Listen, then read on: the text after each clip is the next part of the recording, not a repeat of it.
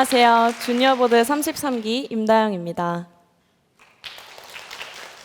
저는 시 하나를 읽어드리면서 망치를 시작해볼까 하는데요. 사랑이란 이 세상의 모든 것, 우리가 사랑이라 알고 있는 모든 것, 그거면 충분해. 하지만 그 사랑을 우린 자기 그릇만큼밖에는 담지 못하지. 에밀리 디킨슨의 시입니다. 이미 예상하셨을지 모르겠지만 저의 망치 발표 주제는 바로 사랑입니다. 그럼 사랑 그릇 본격적으로 시작해 보겠습니다.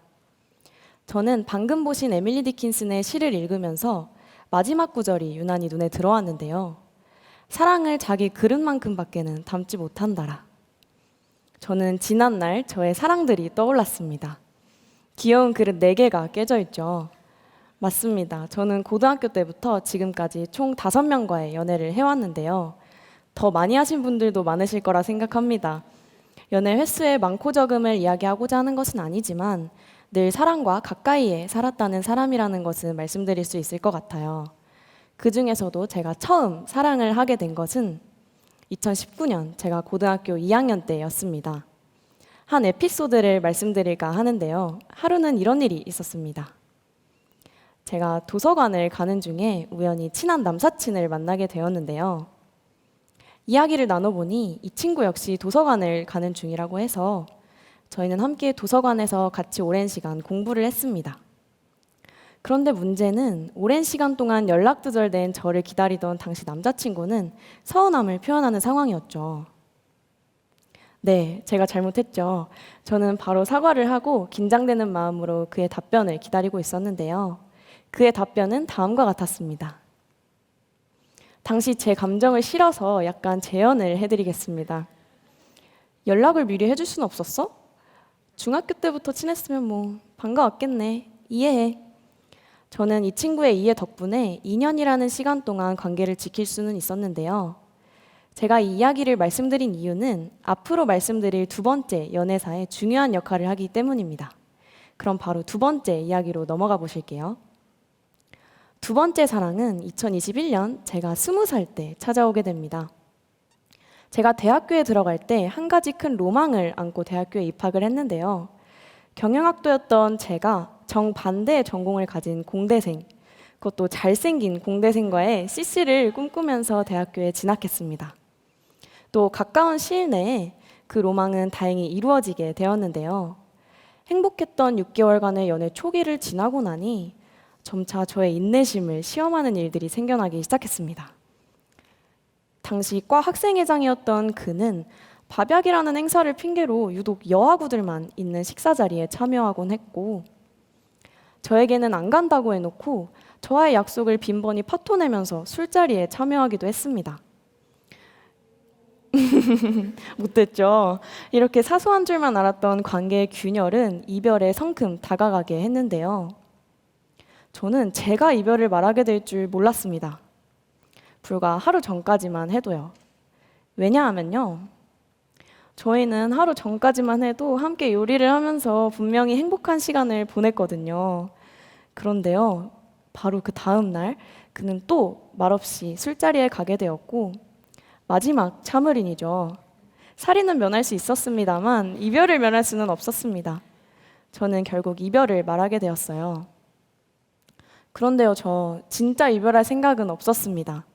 그저 사소하게 느꼈던 서운함, 실망감이 켜켜이 쌓여서 제가 진짜 하고 싶었던 말인 나를 좀 봐줘 라는 말이 헤어지자는 말로 잘못 전달된 것이었죠.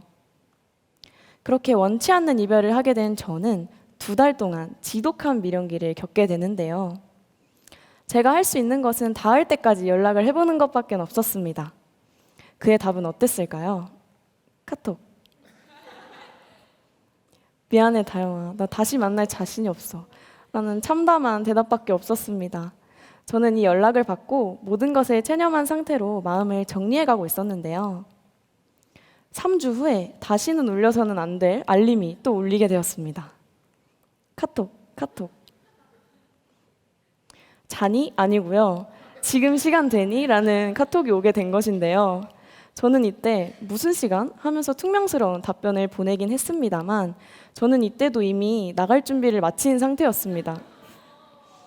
또한 가장 비참했던 것은 제가 이 친구에게 만나자고 했을 땐 단 한 번도 만나주지 않았습니다만 저는 이 친구의 모든 부름에 나갈 수밖에 없을 만큼 이 친구를 아직 사랑하고 있다는 것을 직면했을 때였습니다. 그렇게 2달 동안 저는 애매한 관계를 유지했는데요.